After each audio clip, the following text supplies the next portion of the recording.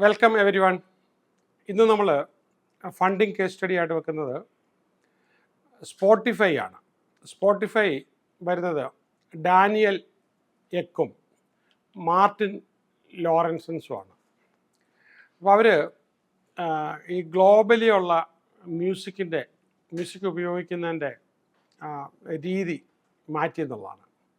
അപ്പോൾ ഒരു streaming industry പോലെ നമുക്കിഷ്ടപ്പെട്ട ഏത് മ്യൂസിക്കും എന്നാൽ വളരെ ഓതറൈസ്ഡ് ആയിട്ടുള്ള മ്യൂസിക് തന്നെ, ഒറിജിനൽ മ്യൂസിക്. അപ്പോൾ അവിടെ നമ്മൾ പാടുന്ന ആൾക്കാർക്കും അതുപോലെ കേൾക്കുന്ന ആൾക്കാർക്കും എന്നാൽ വളരെ വളരെ അഫോർഡബിളായിട്ട്. ഈ മ്യൂസിക്കിൻ്റെ മേഖലയിൽ ഏറ്റവും കൂടുതൽ മാറ്റം വന്നത് ആപ്പിളിലൂടെയാണ്. ആപ്പിൾ ഞാൻ എപ്പോഴും ഓർക്കുന്നുണ്ട്, സ്റ്റീവ് ജോബ്സ് അന്ന് റിലീസിങ് പറഞ്ഞ് 1000 മ്യൂസിക്സ് ഇൻ യുവർ പോക്കറ്റ് എന്ന് പറയുന്ന ഒരു സംഭവമുണ്ട്. എന്ന് പറഞ്ഞതുപോലെ നമുക്ക് സ്പോട്ടിഫൈക്കകത്ത് എത്ര മ്യൂസിക് വേണമെങ്കിലും നമുക്ക് കേൾക്കാനായിട്ട്. അപ്പോൾ പൈറസി ഒന്നും പിന്നെ അവിടെ നടക്കത്തില്ല, ലീഗലായിട്ട് തന്നെ. അപ്പോൾ യൂസർ ഫ്രണ്ട്ലി ആണ്. അതുപോലെ തന്നെ നമുക്ക് പ്ലാറ്റ്ഫോം എല്ലാം പ്രൊവൈഡ് ചെയ്യുന്നതാണ്. അപ്പോൾ ഇതിൻ്റെ ഫൗണ്ടേഴ്സ് മ്യൂസിക് കൺസംഷനെ റെവല്യൂഷണൈസ് ചെയ്യുക. അപ്പോൾ മില്യൺസ് ഓഫ് സോങ്സ് നമ്മൾ ലീഗലി ഉപയോഗിക്കാൻ പറ്റുക. അപ്പോൾ അവരുടെ ഒരു സ്റ്റാർട്ടപ്പിൽ വളരെ സിമ്പിളായിട്ടാണ് അവർ തുടങ്ങിയത്. ആദ്യത്തെ വളരെ ചാലഞ്ചസ് ഉണ്ടായിരുന്നു. അതിന് ഈ മ്യൂസിക് ലൈസൻസസ് എങ്ങനെ എല്ലാവരോടും ചോദിച്ചെടുക്കുക, അപ്പം എങ്ങനെയൊക്കെ സെക്യൂർ ചെയ്യുക എന്നുള്ളത്. ഇനി പ്രത്യേകിച്ച് ഈ കോമ്പറ്റീഷൻ ഫ്രം ഇല്ലീഗൽ ഡൗൺലോഡ്സ് അവരുമായിട്ട് വേണം. അപ്പോൾ ആദ്യം അവർ മ്യൂസിക് കൊടുക്കും. അത് കഴിഞ്ഞ് അത് ഫ്രീമിയം മോഡൽ, ആദ്യം ഫ്രീ തന്നെ അപ്ഗ്രേഡ് ചെയ്തുകൊണ്ട് ടോപ്പ് അപ്പ് ചെയ്തുകൊണ്ട്, അപ്പോൾ അത് യൂസേഴ്സിനെ പതിയെ കൊണ്ടാക്കിയ ഒരു ഇനീഷ്യൽ ട്രാക്ഷൻ അവർ ഗെയിൻ ചെയ്തു. അപ്പോൾ ആദ്യം അവർ ചെറിയ പൈസയായിട്ടാണ്, ഈ പറഞ്ഞ 2-3 പേര് കൂടിയിട്ടുള്ള ചെറിയ തോതിലുള്ള സംഭവമായിരുന്നു. അപ്പോൾ 2008 അവരുടെ ആദ്യത്തെ ഫണ്ട് റേസിങ് വരുന്നത്. ജസ്റ്റ് 1 മില്യൺ സീഡ് ഫണ്ടാണ് അവർക്ക് ആദ്യം കിട്ടുന്നത്. അപ്പോൾ അത് വെച്ചിട്ട് ആ ഒരു എമൗണ്ട് വെച്ചിട്ട് വളരെ സിഗ്നിഫിക്കൻ്റ് ആയിട്ടുള്ള മൈൽ സ്റ്റോണാണ് അവർ 2013 ആയപ്പോഴത്തേക്കും. പിന്നെ അത് കഴിഞ്ഞ് അടുത്ത സ്റ്റേജ് വന്നു കഴിഞ്ഞപ്പോഴത്തേക്ക് അവർ പോകുന്നത് യൂണിക്കോൺ ആയിട്ടാണ്. 100 ക്രോർസ് അഥവാ 1 ബില്യൺ ലെവലിലേക്ക് അവർ. അപ്പോൾ ഇൻവെസ്റ്റ്മെൻറ്റ് അന്നേരത്തേക്ക് ഒരുപാട് വന്നു. ഈ Accel Partners, Tiger Global Management, ഇവരൊക്കെയാണ് ആദ്യം അവർക്ക് ഫണ്ടുമായിട്ട് വന്നത്.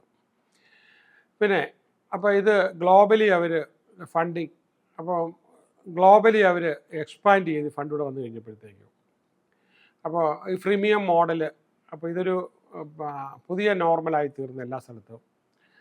ഒരുപാട് സ്ട്രാറ്റജിക് ഫീച്ചേഴ്സ്, പേഴ്സണലൈസ്ഡ് പ്ലേലിസ്റ്റ് നമുക്കുണ്ടാക്കാം, പോഡ്കാസ്റ്റ്, അപ്പോൾ എൻഗേജ്മെൻറ്റ് ഒരുപാട് ബൂസ്റ്റ് ചെയ്യാനായിട്ട്, സബ്സ്ക്രിപ്ഷൻ കൺവേർഷൻ റേറ്റ്, അതിന് യൂണിക്കോൺ സ്റ്റാറ്റസ് ഒക്കെ ആയിട്ട്.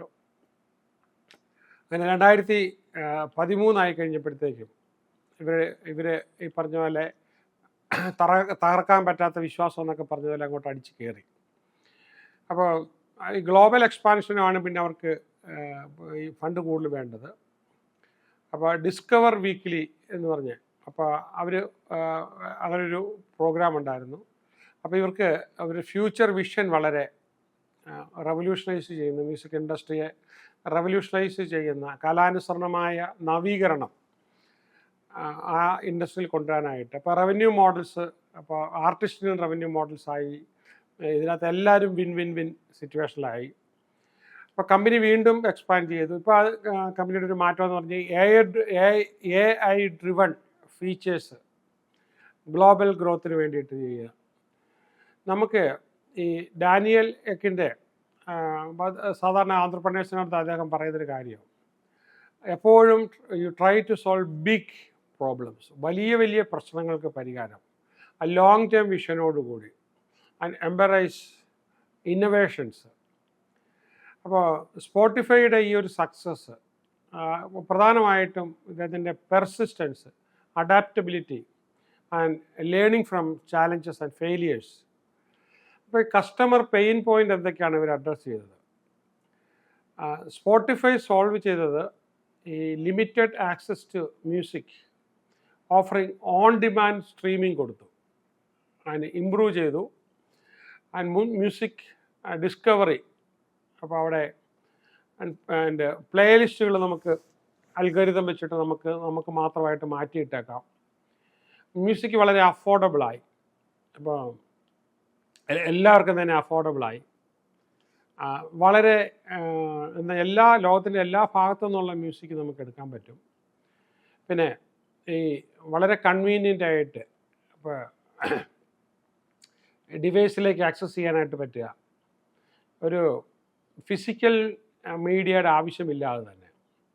ഇപ്പോൾ സ്പോട്ടിഫൈയുടെ ഒരു ഫണ്ട് റേസിങ് ആ ഒരു നമ്മളതിനകത്തുനിന്ന് പഠിക്കാനുള്ളത്, ഈ ക്ലിയർ വാല്യൂ പ്രൊപ്പോസിഷൻസ് അവർക്ക് ആദ്യമേ തന്നെ എസ്റ്റാബ്ലിഷ് ചെയ്യാൻ പറ്റി. ഗ്ലോബൽ ഗ്രോത്ത് പൊട്ടൻഷ്യലും ഇൻവെസ്റ്റേഴ്സിന് ബോധ്യപ്പെട്ടു.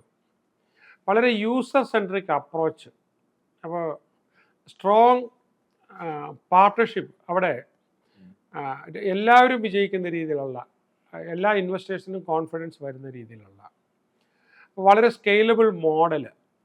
ഓക്കെ, അപ്പോൾ എല്ലാ ക്രിട്ടിക്സിനും കൃത്യമായിട്ട് വായടപ്പിക്കാവുന്ന രീതിയിലുള്ള ഗ്രോത്താണ് അവർ കൊടുത്തുകൊണ്ടിരുന്നത്. അപ്പോൾ നമ്മൾ ഇതിൽ നിന്ന് മനസ്സിലാക്കേണ്ടത്, അപ്പോൾ ഇപ്പോൾ ഈ ഒരു ഞാൻ പറഞ്ഞല്ലോ ചുരുങ്ങിയ കാലം കൊണ്ടാണ് ഇവിടെ പറഞ്ഞുകൊണ്ടിരിക്കുന്ന ഓരോ സ്റ്റോറിയും, ഓരോ കേസ് സ്റ്റഡീസും നമ്മൾ റിസർച്ച് ചെയ്തുകൊണ്ടിരിക്കുന്നത് എല്ലാം ചുരുങ്ങിയ കാലം കൊണ്ട് അവർ യൂണിക്കോൺ ആയിട്ടുള്ള സംഭവങ്ങളാണ്. അപ്പോൾ ഇങ്ങനെയാണെങ്കിൽ നമുക്ക് ഇപ്പോഴത്തെ ഒരു പ്രത്യേക അവസ്ഥയിൽ നമ്മൾ കാണുന്നത്, ലോകം മുഴുവനും ഈ ഫണ്ടുള്ള ആൾക്കാർ, നേരത്തെ പറഞ്ഞ ഒരു കാര്യം പോലെ തന്നെ 4 ഇതാണുള്ളത്: employees, self employed, and business people with a system, and investors. അപ്പോൾ ഇൻവെസ്റ്റേഴ്സ് ആണെന്ന് ലോകത്തിൽ ഏറ്റവും കൂടുതൽ. ബിസിനസ് പീപ്പിളിനെ കഴിഞ്ഞും കൂടുതൽ ഇൻവെസ്റ്റേഴ്സ് ഉണ്ട്. കേരളത്തിലും ഇന്ത്യയിലും എല്ലാം നമ്പർ ഓഫ് ഇൻവെസ്റ്റേഴ്സ് വളരെ കൂടുതലാണ്. അതിൽ നിന്ന് ഗ്രോത്ത് ഉണ്ടാക്കിക്കൊണ്ട്, അപ്പോൾ ഈ ബാങ്ക് FD എന്നൊക്കെ പറഞ്ഞാൽ വളരെ ഔട്ട്ഡേറ്റഡ് ആണ്. വേറെ ഒരു വഴിയില്ലാത്തതുകൊണ്ടാണ് മറ്റ് രാജ്യങ്ങളിൽ ഇങ്ങനെ നമുക്ക് ബാങ്ക് FD എന്ന് പറഞ്ഞ സംഭവം കാണാൻ പറ്റത്തില്ല. കാരണം അതാർക്കും അത്ര അഫോർഡബിൾ അല്ല. പക്ഷെ അപ്പോൾ അത്രയും ഇതുള്ളപ്പോഴത്തേക്ക് നമ്മളുടെ ഇനിയൊരു, ഇപ്പോൾ ഈ ആന്ത്രപ്രനേഴ്സ് ഓരോ പ്രൊഡക്റ്റ് കൊണ്ടുവരും, അപ്പോൾ അത് പലതും യൂണിക്കോൺ ആകുന്നു. അപ്പോൾ ഇൻവെസ്റ്റർ വേൾഡ് വളരെ ത്രിൽഡാണ്, അവർ വെൽ സ്റ്റഡീഡാണ്, വളരെ സൂക്ഷിച്ച്. അപ്പോൾ ഇഷ്ടംപോലെ ഫണ്ടുണ്ട് നമുക്ക്. പക്ഷേ ആ ഫണ്ട് നമ്മൾ പ്രയോജനപ്പെടുത്തണം എന്നുണ്ടെങ്കിൽ നമ്മൾ അറിഞ്ഞിരിക്കേണ്ട അത്യാവശ്യമായിട്ടുള്ള പ്രധാനമായിട്ട് യൂണിവേഴ്സൽ പ്രോബ്ലംസ് ലാർജ് സ്കെയിലിൽ സോൾവ് ചെയ്യാനായിട്ട് നിങ്ങളുടെ കയ്യിൽ ഒരു സൊല്യൂഷൻ ഉണ്ടോ? അപ്പോൾ നമുക്ക് എങ്ങനെയാണിത് പേഴ്സണലൈസ് ചെയ്യാനായിട്ട് പറ്റുക, സ്കെയിലബിൾ മോഡലാക്കുക, നമുക്ക് എങ്ങനെയാണ് പാർട്ട്നേഴ്സിനെ സ്ട്രാറ്റജിക് പാർട്ട്നേഴ്സിനെ എങ്ങനെയാണ് അട്രാക്ട് ചെയ്യാനായിട്ട് പറ്റുക, prioritise for experiences for consistent engagement and loyalty. അവർ നമ്മളെ ഒരു കാരണവശാലും വിട്ടുപോകാനായിട്ടുള്ളൊരു സാഹചര്യം നമുക്ക് ഉണ്ടാകാൻ പാടില്ല. അപ്പോൾ ഇത് വെച്ചിട്ട് നിങ്ങൾ നോക്കുമ്പോഴത്തേക്കും നിങ്ങൾക്കും തീർച്ചയായിട്ടും ഒരുപാട് ഫണ്ടിനുള്ള സ്കോപ്പ് കിടക്കുന്നുണ്ട്. മാറി ചിന്തിക്കണം, പ്രൊഡക്റ്റ് വ്യത്യസ്തമായിരിക്കണം. അപ്പോൾ ഈ ഫെസിലിറ്റി എല്ലാം ഉപയോഗിച്ചാൽ തീർച്ചയായിട്ടും നിങ്ങൾക്കും ഹ്യൂജ് ഫണ്ട് റിസീവ് ചെയ്യാനുള്ള സൗകര്യം ഉണ്ടാകും. All the best.